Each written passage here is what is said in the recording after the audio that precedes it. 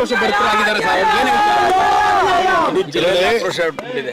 ನೋಡಿ, ಸಿಗ್ಬೇಕಾಗಿರೋದು ಕೇವಲ 20 ಜನಕ್ಕೆ ಸಿಗ್ಬೇಕಾಗಿತ್ತು.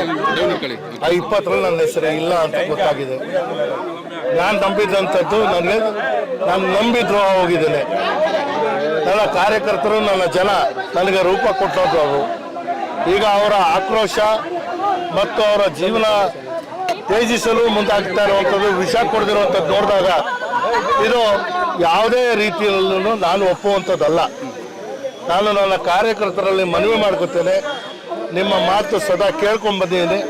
ಈಗಲೂ ಮುಕ್ತವಾದಂಥ ಅವಕಾಶ ಕೊಡ್ತೀನಿ, ಚರ್ಚೆ ಮಾಡಿ ನಿರ್ಧಾರ ತಗೊಳ್ಳೋಣ. ಹಾಗಾಗಿ ಇದು ಅವ್ರಿಗೆ ನಾನು ಮೀರಿ ನಡೆಯುವಂಥದ್ದಲ್ಲ. ಅವರೇ ನನ್ನ ಶಕ್ತಿ, ಅವರೇ ನನ್ನ ಆಸ್ತಿ. ಅವ್ರನ್ನ ಕಳ್ಕೊಳಕ್ಕೆ ನಾನು ತಯಾರಿಲ್ಲ. ಬೆಂಬಲಿಗೆ ರಾಜೀನಾಮೆ ಕೊಡಿ ಅಂತ ಪಟ್ಟಿಡ್ತಿದ್ದಾರೆ. ಅವ್ರು ಏನು ಹೇಳ್ತಾರೋ ಅದಕ್ಕೆ ನಾನು ಸಿದ್ಧ. ಅದಾದ್ಮೇಲೆ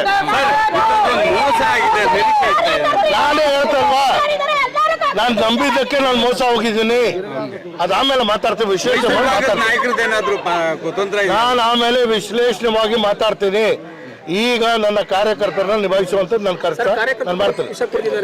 ನಾನು ಅಲ್ಲಿ ಹೋಗ್ತಾ ಇದ್ದಪ್ಪ. ಈಗ ನಾನು ಬಿಟ್ಟರೆ ನಾನು ಹೋಗ್ಬೋದು. ದಯವಿಟ್ಟು ನಾನು ಕ್ಷಮಿಸಿ. ನಾನೀಗ ಸ್ವಲ್ಪ ನನ್ನ ಕಾರ್ಯಕರ್ತರು ಏನಾಗಿದೆ ಹೋಗಿ ನೋಡಕ್ಕಾದ್ರೂ ಹೋಗ್ತೀನಿ. ಏನಪ್ಪ ಎಲ್ಲರಿಗೂ ತಡಿತೀನಿ ಅಂತದೇ ಯಾವುದು ನಡಿಬಾರ್ದು. ನಾನು ಕೈ ಮುಗಿ ಕೇಳ್ಕೊತೀನಿ. ಅವರ ಜೊತೆ ನಾನಿದ್ದೀನಿ, ನನ್ನ ಜೊತೆ ಅವರಿದ್ದಾರೆ. ಅದೇ ನನ್ನ ಶಕ್ತಿ. ಅದೆಲ್ಲ ಕೈ ಮುಗಿ ಕೇಳ್ತೀನಿ. ಅವ್ರಿಗೆ ಮುಕ್ತವಾದಂಥ ಅವಕಾಶ ಮಾಡಿಕೊಡ್ತೀನಿ. ಚರ್ಚೆ ಮಾಡಿ ನಿರ್ಧಾರ ತಗೊಳ್ಳೋಣ.